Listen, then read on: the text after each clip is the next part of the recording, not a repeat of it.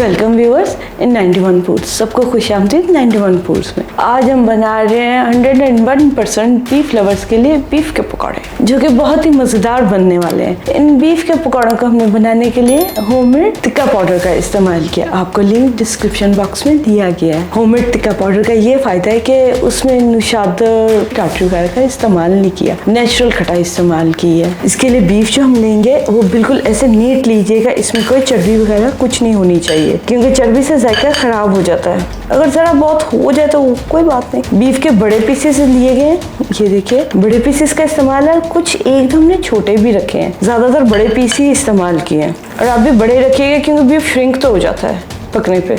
इसके लिए थोड़ी सी हमने, आप कह सकते हैं कि एफर्ट करनी पड़ेगी। वो ये है कि हमने 3 टेबलस्पून लहसुन लिया था साबुत, उसे ग्राइंड किया। और ये लहसुन का पानी है, इसे छान के डालेंगे। लहसुन के गूदे के साथ नहीं डालेंगे, लहसुन का इसमें गूदा शामिल है, लेकिन हमें इसमें से सिर्फ पानी चाहिए। पानी से ज़रा नीटनेस अच्छी आएगी। पकौड़े हैं ना, इसके ऊपर कोटिंग आनी है, इसलिए हमें लहसुन का गूदा नहीं चाहिए। इसे आप फ्रीज कर लें, किसी और चीज़ में इस्तेमाल कर लीजिए। ये देखिए हमने इसका अच्छे से पानी निकाल लिया। ये देखिए लहसुन का पानी बहुत ही उम्दा तरीके से निकाला गया है। आधा किलो गोश्त के लिए 3 बड़े चम्मच लहसुन लीजिएगा। आप मिकदार को ध्यान रखिएगा करें, ताकि जो सा खाने की लज्जत और जायका है ना, वो बहुत अच्छा है। पहले मुझे भी आदत थी खुले हाथ से पका लूं, अक्सर आगे पीछे हो जाता था खाना। अदरक का पाउडर, ऐसे ही अदरक को ग्राइंड करके छान के निकाला है 2 बड़े चम्मच। नमक आधी छोटी चाय की चमची नमक मुनासिब मिकदार में रखेंगे, ज्यादा नहीं रखेंगे, सिर्फ इतना कि गोश्त में जायका आ जाए, क्योंकि टिक्का पाउडर में भी नमक का इस्तेमाल किया गया है। 2 छोटी चाय की चमची होममेड टिक्का पाउडर, लिंक आपको डिस्क्रिप्शन बॉक्स में दिया गया है। इसे ये कि सभी मसाला जात की खुशबू और जायका गोश्त में आएगा। होममेड मसाला जात का ये कि थोड़ा मुनासिब मिकदार में बनाना पड़ता है। गर्मी के साथ वो ख़राब हो जाते हैं, क्योंकि केमिकल्स उसमें शामिल होते हैं ग्राइंड होने पे। और हमने इन्हें बगैर भुने बनाया है। हमारा काम है लेस एफर्ट काम। और ये गोश्त गलाने का पाउडर, जो हम कहते हैं ना कि बाजार में बहुत उम्दा गोश्त गला हुआ है या उनका गोश्त उम्दा है, असल में वो कुछ गोश्त गलाने का पाउडर भी इस्तेमाल करते हैं। गोश्त गलाने का पाउडर 1 छोटी चाय की चमची।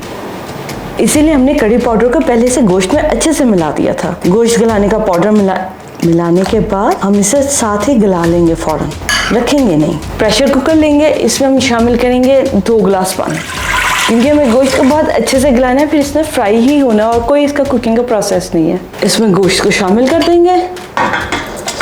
गोश्त बहुत अच्छे से चल फिर रहा है कुकर में। गोश्त को हम तकरीबन 15 मिनट के लिए विसल दे देंगे। आप देख लीजिए, कुछ गोश्त जल्दी गल जाते हैं और कुछ देर से गलते हैं। 15 मिनट हमने आपके अंदाज़तन टाइम बताया। खोल के देख लीजिएगा, अगर कच्चा हो तो फिर उसे दोबारा वेट लगा ले। हमें गोश्त मुकम्मल और पूरा गला हुआ चाहिए। जब तक गोश्त गल है उतनी देर हम बीफ पकौड़ों के साथ खाने के लिए इनकी एक बहुत छोटी सी और मजेदार से डिप रेडी करते हैं। इस डिप को बनाने के लिए हमें चाहिए 1 ड्रॉप मस्टर्ड पेस्ट, बहुत थोड़ी सी मिकदार में लेंगे, नहीं तो जायके में बहुत तेजी आ जाएगी। सेब का सिरका 1 बड़ा चम्मच। सेब का सिरका ही लीजिएगा, कोई दूसरा विनीगर नहीं। बेशक फ्रूट विनीगर ले लें, ग्रेप विनीगर ले लें, लेकिन सिरका जो सिंथेटिक नहीं इस्तेमाल कीजिएगा। पेपरिका पाउडर 1 चुटकी। काला जैतून 2 बड़े चम्मच। बारीक कटा हुआ खीरा बगैर बीज के 2 बड़े चम्मच। प्याज बारीक कटा हुआ 1 बड़ा चम्मच। सेब बारीक कटा हुआ 1/4 कप। कोशिश करनी चाहिए जब हम सलाद या कोई डिप वगैरह बना रहे हो तो उसमें किसी न किसी छोटे से फ्रूट का जरूर इस्तेमाल करें, जो कि बहुत अच्छा जायका देता है। चीनी के हिस्से की या शहद के हिस्से की कमी को पूरा करता है, और फ्रूट बच्चे खा भी लेते हैं। फिर ऐसे इन सबको अच्छे से पहले सिरके में डिप कर लेंगे। ये कि सेब का रंग खराब होने का खदशा रहता है। नमक जायके से, कुछ नमक कम लेते हैं और कुछ नमक तेज लेते हैं। नमक आप जायके से रखिएगा। मेयोनीज या मायो 1/4 कप। इसे हम आराम से इसमें फोल्ड कर लेंगे, क्योंकि सेब और खीरा है वो अपना थोड़ा बहुत पानी छोड़ेंगे, जिससे कि थोड़ी लिक्विड हो जाएगी। बहुत ज़्यादा नहीं, बस हल्की सी होगी। नमक आप चख लीजिए, क्योंकि बाज़ मायो या मेयोनीज वगैरह में नमक तेज़ होता है और कुछ में आहिस्ता होता है, इसलिए नमक आप आखिर में चख के शामिल कीजिएगा। शुरू में सख्त था, सिरके और सेब वगैरह के साथ और खीरे के साथ मिलने से ये लिक्विड हो गई है। लें जनाब, डिप हमारी सारी प्लेट में, सर्विंग बाउल में ट्रांसफ़र हो गई है। अब हम इसे हल्का सा डेकोरेट करेंगे 1 अदद बारीक से पुदीने के पत्ते के साथ। इसे रेफ्रिजरेटर में रख देंगे ताकि ठंडा रहे, पुदीने का पत्ता मुरझाए नहीं और डिब्बी मजेदार रहेगी गर्म पकौड़ों के साथ। गोश्त बहुत अच्छे से गल गया, ये देखें। यखनी इसके हमने 7 सुखा ली है, बिल्कुल एकदम नरम है गोश्त। और यखनी 7 सुखा लीजिए, बेहतर रहेगा जायके के लिए। गोश्त का मजेदार और जायका देने के लिए हम इसमें थोड़ी सी सब्जियां शामिल करेंगे। ताज़ा उबली हुई मकई 1/4 कप, प्याज लंबाई में कटा हुआ 1/4 कप, हल्की सी सब्जी देनी है बस, ज़्यादा नहीं। एक टेस्ट और टेक्सचर डेवलप होता है गोश्त के साथ। लंबाई में कटी हुई शिमला मिर्च, जैसे प्याज कटा हुआ है वैसे ही 1/4 कप। इन सब्जियों को हम गोश्त के साथ अच्छे से मिलाकर एक साइड पे कर देंगे और इसके लिए बेस का बैटर जो उनसे वो तैयार करेंगे। जब हम फ्राई करेंगे तो थोड़ी सी सब्जी लेंगे और एक बोटी पकड़ेंगे और इसके साथ थोड़ी सी सब्जी शामिल करके उसे फ्राई करेंगे। बीफ के पकौड़े हैं ना, मिलाने में बहुत हल्की सी सब्जी है जो कि मजेदार और हल्का सा जायका देगी। एक प्याला लेंगे, उसमें शामिल करेंगे हम आधा कप बेसन, चना हुआ, कॉर्नफ्लोर 2 बड़े चम्मच, सफेद जीरा 1 छोटी चाय की चमची, आध कुटी लाल मिर्च 1 छोटी चाय की चमची। नमक हम जायके से शामिल करेंगे, प्रॉपर नमक, कम नहीं होना चाहिए। इसे मिलाते हुए अंदाजे से तकरीबन हम नॉर्मल सा एक बैटर बनाएंगे, ज्यादा ना गहरा ना ज्यादा पतला। पहले इन सभी चीजों को मिक्स कर लेंगे। कॉर्नफ्लोर इसलिए शामिल करेंगे क्योंकि हमारी आज सब्जियां सौगी है ना, तो जरा क्रंच बाहर रखेगा कॉर्नफ्लोर। सेंटर में एक गड्ढा बनाएंगे, पहले थोड़ा सा पानी शामिल करेंगे और फिर थोड़ा थोड़ा करके पानी शामिल कीजिए। जब भी ऐसी चीज़ बनाए उससे होता है कि अगर पानी कम हो जाए तो वो मैनेज हो सकता है, ज़्यादा हो जाए तो फिर मैनेज मुश्किल होता है, बैलेंस खराब हो जाता है चीज़ों का। और स्पाइस हमने जो नमक की मिकदार आपको बताई है वो एक मुनासिब मिकदार है, ना कम ना ज़्यादा। आप चख लीजिए यहाँ पे, अगर आपको नमक कम लगे बस ये इतना ही गहरा रखना है, इससे ज़्यादा पतला नहीं रखना और ना ही इससे ज़्यादा गहरा रखना है। इसे एक साइड पे रख देंगे और अब हम एक टमाटर के कतले काटेंगे जब हमारे पकौड़ों के लिए बैटर रेडी होगा। एक टमाटर लेंगे, सख्त पीला देख के लीजिएगा, अगर आपको सुर्खी माल भी मिल जाए जो सख्त हो तो वो लीजिएगा। देखिए अच्छा खासा सख्त टमाटर, इसके हम कतले काटेंगे, अपने बीफ पकौड़ों को हम बैठ देंगे, या आप कह सकते हैं कि उनकी अपने प्राइवेट प्लेट। कुछ मोटे कतले काटेंगे, बारीक नहीं काटेंगे।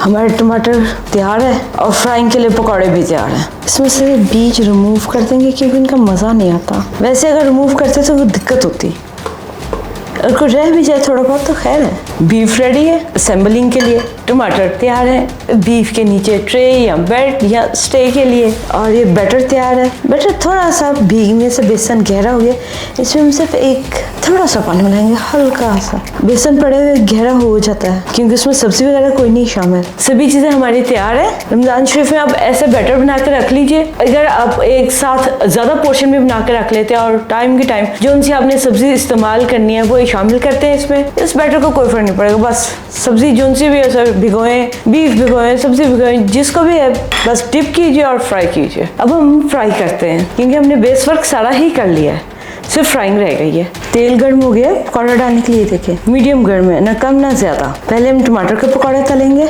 बैटर को अच्छे से लास्ट टाइम मिक्स कर लेते क्योंकि अब हम सीधी फ्राइंग ही करनी है तो हमें जरूरत नहीं है इसकी मिक्सर की। ज्यादा गर्म तेल में टमाटर नहीं डालेंगे, ये कि टमाटर एकदम गल जाएंगे और जल जाएंगे।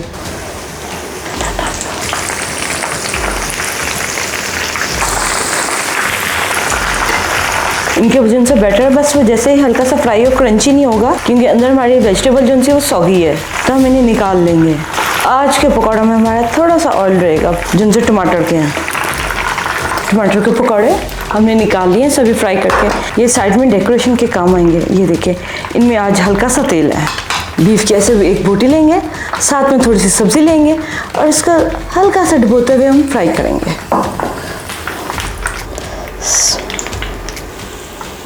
इन्हें हम फ्राई पैन में तलेंगे, कढ़ाई में नहीं। इसका सब्जी हमें कुछ कॉपरेट करानी पड़ रही है। ऐसे बैटर है इसके ऊपर, हल्का सा कोट, देन फ्राई। अभी हम बीच में स्टॉप करेंगे, जिनसे हमने पहले डाले हुए हैं पकौड़े उनकी साइड तब्दील कर लेंगे। दरमियानी आंच पे करेंगे, ना ही बहुत तेज और ना ही बहुत आहिस्ता। पकौड़े फ्राई हो रहे हैं, इनकी हमने साइड चेंज किया, इसीलिए हमने गोश्त को बहुत अच्छे से पहले गलाया हुआ है। पकौड़े जो से हो गए, हम इन्हें निकाल लेंगे वन बाय वन। कांटे से पकौड़े निकालने का ये फायदा होता है, तेल नहीं आता साथ में फालतू। और अभी जिनसे हमारे बाकी का बचा हुआ बैटर है, इसके भी हम पकौड़े डाल लेंगे। जो हमारी बची थोड़ी सी सब्जी है इसे हम इधर ट्रांसफर करेंगे और इसके भी हम साइड में थोड़ा सा वेजिटेबल एक दो पकौड़े डाल देंगे छोटे छोटे। ये जो हमने बेसन का बड़ा सा एक पकौड़ा डाला है ये सादा खाने में मजे का लगता है। अभी कुछ पकौड़े हमारे फ्राई हो गए हैं, हम निकाल लेंगे। बीफ के सभी पकौड़े हमने तल लिए, ये देखिए। अब इन्हें हम साइड में रख लेंगे और जो उनसे टमाटर के भी हमने पकौड़े पहले इसके बेस के लिए तले वो भी एक साइड पे रख लेंगे। अब हम दोनों की सर्विंग प्लेट में सैम्पलिंग करेंगे। हमारी प्लेट तैयार है, इसे अब हम सर्विंग टेबल पे ले चलेंगे। बीफ पकौड़ों के साथ हमने जो उनसी डिप बनाई है मजेदार सी माया वेज वो एंजॉय करेंगे। बीफ पकौड़े बहुत मुख्तलिफ और बहुत हट के। आप बीफ पहले से गला के रख लीजिए, पोर्शन जितने आपको चाहिए, और जब भी बनाना हो बस निकाला और फौरन बैटर बनाया और पकौड़े तैयार। और बैटर भी हमने आपके साथ ऐसा बैटर शेयर किया जो कि आप बना के 3-4 दिन पहले भी रख सकते हैं और वैसे भी रमजान शरीफ में बना के रख लीजिए। जब जो उनसी वेजिटेबल का जिस दिन दिल करे डालिए और फ्राई कर लीजिए। आप ये बीफ पकौड़े बनाइए, हमारे साथ अपना फीडबैक शेयर कीजिए कि आपको ये एक्सपीरियंस कैसा लगा और टेस्ट कैसा लगा। उम्मीद है आपको हमारी ये रेसिपी अच्छी लगेगी। आपसे फिर मिलते हैं नेक्स्ट टाइम किसी अच्छी और मजेदार सी रेसिपी के साथ। और भूलिएगा नहीं हमारे चैनल को सब्सक्राइब करना, लाइक करना, शेयर करना और बेल आइकॉन के बटन को प्रेस करना है ताकि नेक्स्ट लेटेस्ट वीडियो का अपडेट आपको टाइम पे मिल सके। आपसे फिर मिलते हैं नेक्स्ट टाइम। अपना बहुत ख्याल रखिएगा। Take care. अल्लाह हाफिज।